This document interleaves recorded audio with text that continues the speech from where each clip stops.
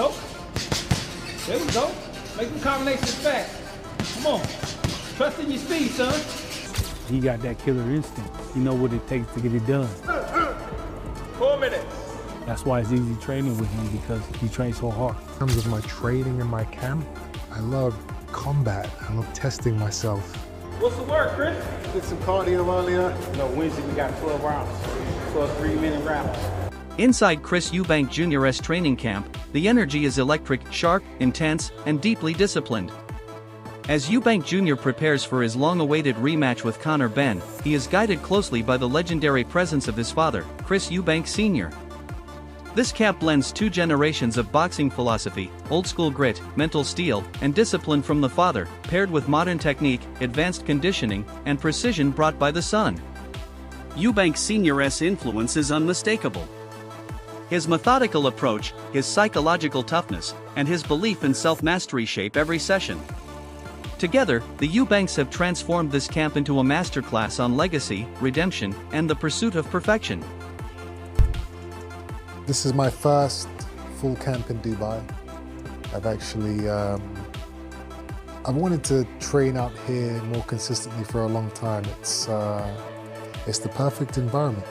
The gyms are amazing, the nutrition, the food, the sun. As long as you don't get distracted with all the distractions of Dubai, I think it's an amazing place to kind of focus and hone your skills in the fight world.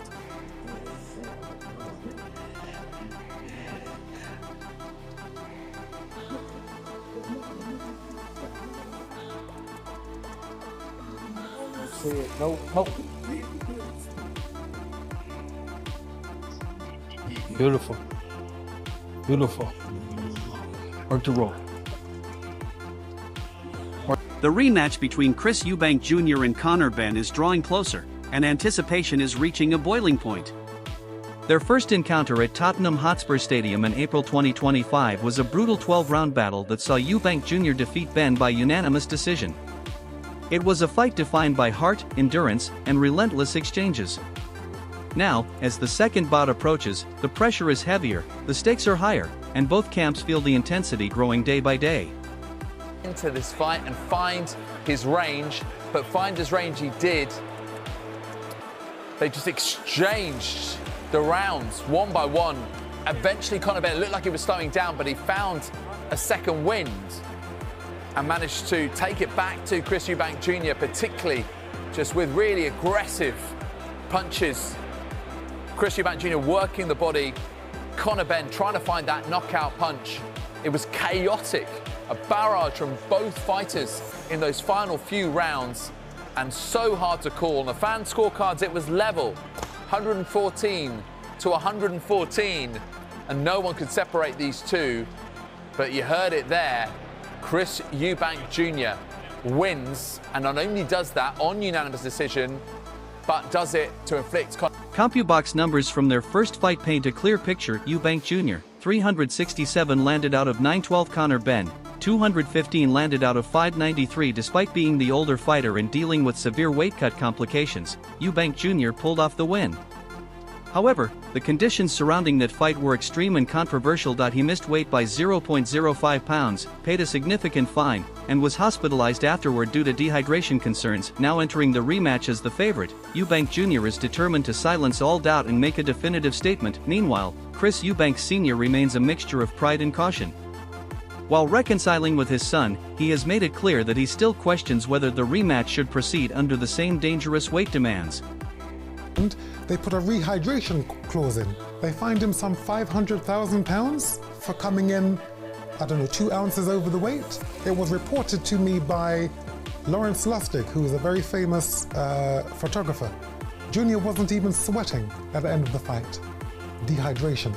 These rules are in place to save my son, to save the lives of fighters. Unfortunately, the reporters, the journalists are not doing their job. They're not holding them to account. Gareth Davis, do your job. Simon Jordan, you speak on boxing, do your job. You are not credible if you let these things happen.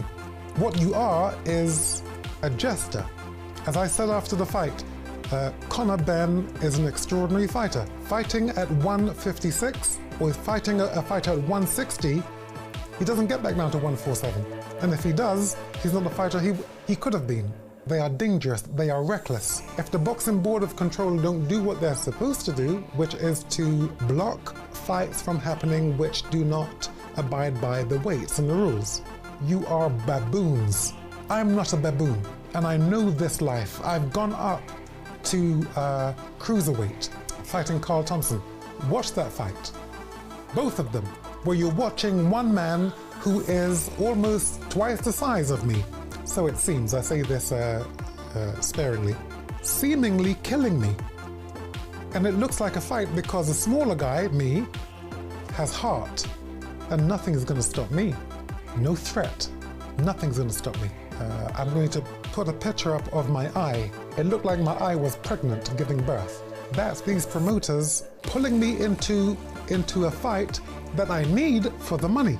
So I say, no, I'll do it. But the Boxing Board of Control is not supposed to allow that to happen. So now when I speak on it for my own son, people say, oh, well, you know, he's overreacting. I'm not over. Inside the camp, the mood is laser-focused. Eubank Jr. has spent weeks studying his performance from the first fight, identifying every flaw, every mistake, and every missed opportunity. He admits that much of his victory came from sheer willpower and experience rather than optimal physical condition. This time, he aims to transform that narrow edge into decisive domination. He wants no debate, no controversy, only a clean, commanding victory. Session involved and the benefits for him. We call that the Xbox, 6 different stations. You got 3 coaches, you got 3 different obstacles to push you as far as your power shots, your speed, your slipping, your rhythm, your sprints, your endurance on throwing your power shots and stepping over. So we usually do that once a week to push the fighter, and then every week we go up. Pick it up, pick it up, pick it up. Keep pushing. More. There you go. One more time. Come on, let's go. Come on, Chris. Give it up. Come on. Go. Come on, keep it up. Eubank Jr. is training in Dubai, far from distractions and surrounded by world-class facilities. His days are filled with long sparring sessions, rigorous conditioning, and brutal endurance drills. His sparring partners reveal that Eubank routinely pushes himself through 4-minute rounds with only 30-second breaks, a grueling regimen designed to build superior stamina and mental resilience. Although his father will be in his corner on fight night, Sr. is allowing the camp to operate independently while still providing emotional and psychological support. Full camp in Dubai. I've actually I've wanted to train out here more consistently for a long time. It's the perfect environment. The gyms are amazing, the nutrition, the food, the sun. As long as you don't get distracted with all the distractions of Dubai, I think it's an amazing place to kind of focus. Eubank Jr. has reunited with esteemed coach Brian "Bomac" McIntyre, known globally for guiding Terence Crawford to undisputed glory. This reunion signals Eubank's intention not just to repeat his previous win, but to dominate the rematch. McIntyre confidently stated, "He already has Ben's number." He praises Eubank Jr.'s discipline, hunger, and renewed commitment. According to Bomac, this camp is different, sharper, more focused, more serious than any in recent years. Just keep grinding, to the next fighter. Did you get to make it back over for the victory parade? Yes, or? Definitely we had to come back for the parade. That was beautiful what the city did for Bud. How was that? Yeah, because we've even seen other fights before where there's been a great turnout, but this looked like a whole new level, and so right, it should have been. I can imagine probably close to 1 million people there, I would think. Man, it was beautiful. It was beautiful. Crawford's obviously enjoying some well-deserved time off, but has he spoken to you any more about what kind of next steps would be for him, what he wants? No, not yet. We talked a little bit yesterday, but we didn't discuss anything about boxing. So we just making sure, I was checking with him, making sure the gym was going good, the kids was getting a good workout, and we're putting on another show for are up-and-coming fighters, so you know he's working on that, and while I'm working with Chris. Working with Chris, exactly. You are back working with Chris Eubank Jr. You're with him for the rematch against Liam Smith. How did it come about, you coming back into camp with him for this one? Well, while we was finishing up with Crawford, Chris's guys, they hit me up maybe a month out and asked me would I be, interested. I told them, of course, right away, because I felt like that me and Chris got a good repertoire together, we got a good relationship, and we come out with good results. The first fight between Eubank Jr. and Benn revived one of the greatest rivalries in British boxing history, the legendary feud between their fathers, Chris Eubank Sr. and Nigel Benn. Their wars in the early 1990s were iconic, especially their first clash in 1990 when Eubank Sr. weathered Benn's early storm and stopped him in the 9th round to claim the WBO middleweight title. The comparisons didn't stop there. Many liken Eubank Jr. versus Benn to Pacquiao versus De La Hoya, 2008, where a smaller fighter stepped up against a much larger, more experienced opponent. Like Pacquiao, Conor Benn showed heart, speed, and resilience even against a naturally bigger man like Eubank Jr. Despite the size and experience difference, Benn's performance earned massive respect, adding emotional depth to their rivalry. Putting a bag on Conor Benn, and here's why. I believe we've seen this type of fight before. The similarities are unreal. 2008.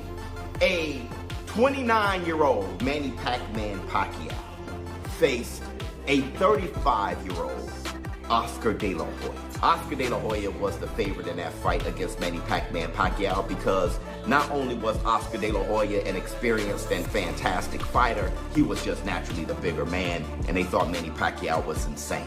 Chris Eubank Jr. as the bigger man and skilled fighter, people are seeing him as the favorite. And me too, I am predicting a Chris Eubank Jr. win. But where I'm going to put my money is going to be on Conor Benn because of the history. The similarities of what we saw in 2008 with Manny Pacquiao and Oscar De La Hoya. No, Conor Benn is no Manny Pacquiao, but don't get it confused. Chris Eubank Jr. is definitely. Olympic medalist Fraser Clark offered his thoughts on the fight, saying the right man won but praising both fighters for the incredible heart they displayed. He highlighted the importance of high-stakes domestic clashes like this, which elevate British boxing and captivate fans across the nation. A dramatic moment occurred when Chris Eubank Sr., despite earlier disapproval, made a surprise appearance midway through the undercard. The sight of Sr. entering the stadium electrified the 65,000-strong crowd. Nigel Benn also welcomed his attendance, marking a powerful moment of respect between two iconic families. Here as well, sir. You turned up to support your son. What a night. Well, I was always going to be here for my son, irrespective of what you thought. I mean, it's a show. So suspense is part of the game.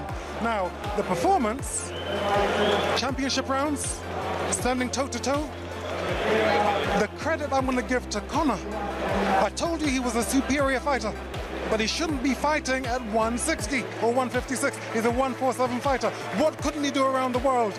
He's been destroyed by the people who are handling him, and they have to be brought to account. Do your job. Do your job. Do your job. It's great to see you. Thank you. Chris Eubank Sr. has since issued strong warnings about how promoters handled the first fight. He claims his son was manipulated into a deal that prioritized money and spectacle over safety. The weight limit of 160 pounds and the strict rehydration cap, Eubank Sr. argues, were intentionally designed to weaken his son and produce drama, not fairness. He believes the terms were never about athlete safety or competitive balance, they were about profit. What couldn't he do at his proper weight, fighting a man of his size? Let me tell you what Junior did. He took away all the sweeties from everyone. They fined him, they blocked him on rehydration, they tricked him on weight. Once you're bringing him down to 160, he's 35 years old. He's a man, he's a big man. He'll do it because he's a warrior, but he shouldn't do it. But he's not going to listen to anyone. If he's not going to listen to me, he's not going to listen to anybody else. So the rematch is, Junior, you have everything, you're rich. Those promoters, they hate you because they can never get close to anything that you do. The analogy I will use, they're looking at you like you're a rocket, you've taken off, all the fuel burners and tanks have fallen back to Earth, and you are now in space. They don't have the oxygen to be in the world you live in. They would do anything to be able to live at that. The weight situation remains one of the most controversial elements of the rivalry. Eubank Jr. naturally fights between 160 and 168 pounds, while Conor Benn typically competes at 147 pounds for their bout. They negotiated a catch weight of 156 pounds, forcing Eubank Jr. to cut dangerously low. Benn to bulk up heavily. Both sides took risks, both sides compromised, but the danger for Eubank Jr. was significantly higher due to the extreme cut. Even 70% of what he was, he's far too big for Benn. If he is really gone and shot, then yeah, he has a very good chance, because he's the guy that can eat comfortably. He doesn't have to pull himself down to make weight.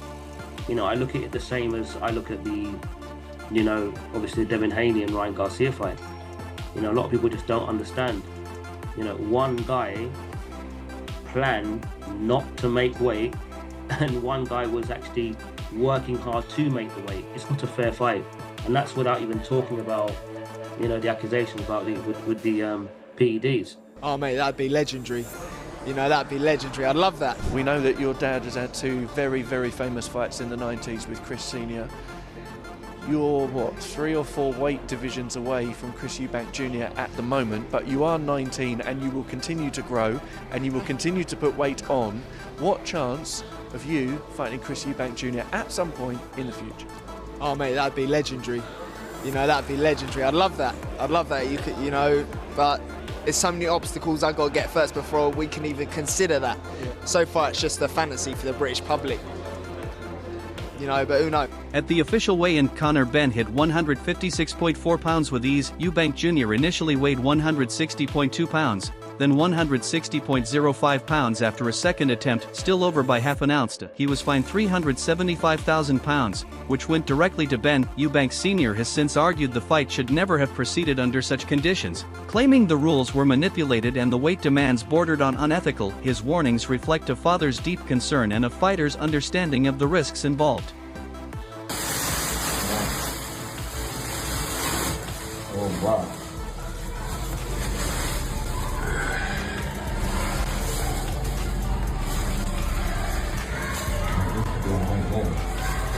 We are going to go.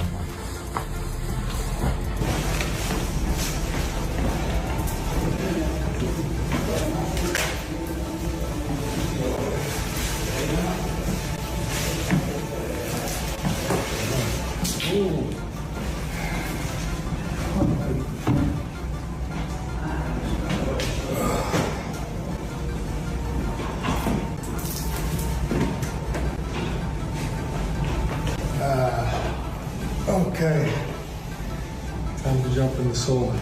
Now the fun begins. Or 8 pounds? You better watch out, dreadlocks. You better watch out, because we are come for you. Oh, sorry. It's my mother's tongue again. It comes through. You'd better watch out, because we're not playing. We're real, and we are a terror. And the procedure will be parliamentary. What do you think of Chris Eubank Jr.'s intense training under the watchful eye of his legendary father? Drop your thoughts in the comments below.